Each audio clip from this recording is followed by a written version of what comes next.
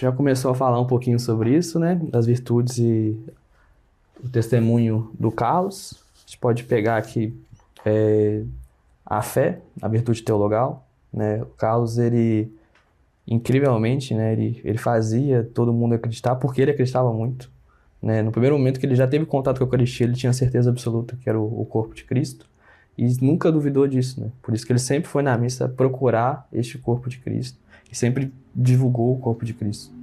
Outra virtude teologal é a esperança, né? Mesmo no mundo onde os jovens veem qualquer tipo de coisa na internet, menos relacionado à igreja, ele tinha a esperança firme de que ele fazendo uma pequena coisa, igual um pequeno site, Deus iria impulsionar ele de forma desproporcional, que foi o que aconteceu, para evangelizar. Então, essas duas virtudes teologais estão muito presentes na vida do Carlos, e a gente pode perceber que realmente é o Espírito Santo agindo através dele.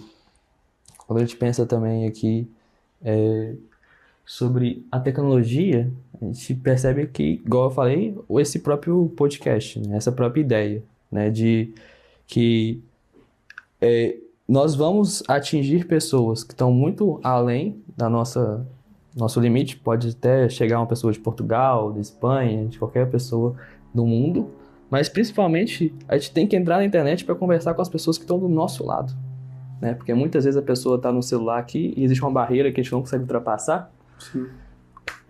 Usando a rede social, a gente consegue conversar com aquela pessoa que o celular uma vez virou uma barreira, mas agora a gente, então, ao mesmo tempo que a internet vai nos conectar com pessoas muito distantes, a gente também usa a internet para conectar com pessoas perto da gente, né? Porque você percebe muitas vezes na conversão dos jovens, como catequista eu falo, que a gente tem que entrar no mundo deles primeiro, para entender, para depois trazer Cristo, né? E o mundo deles agora tem muito a ver com rede social. Então, por mais que eu não tenha muitas redes sociais, eu entendo a importância de estar na rede social e por isso que a gente está aqui.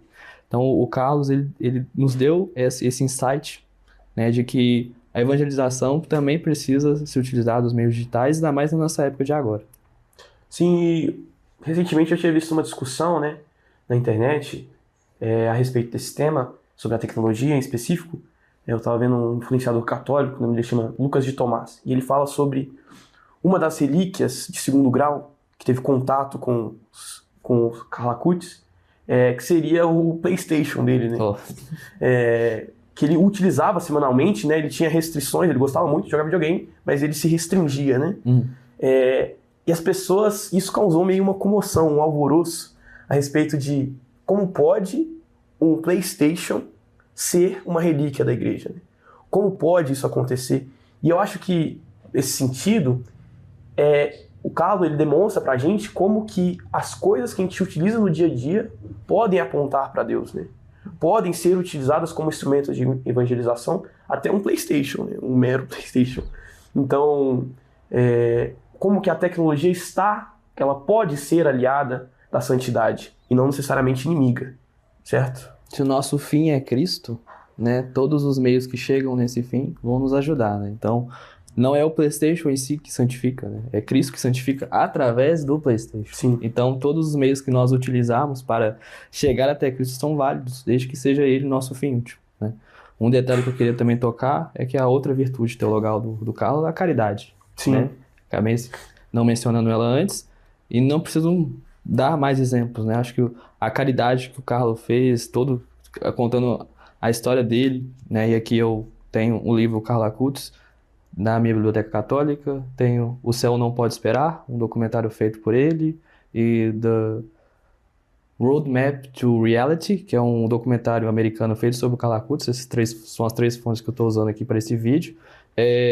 A gente pode conhecer muito mais da vida do Carlos, perceber que realmente tinha algo de extraordinário em tudo que ele fazia em relação à caridade, né? Ele só não fez mais porque ele não tinha como.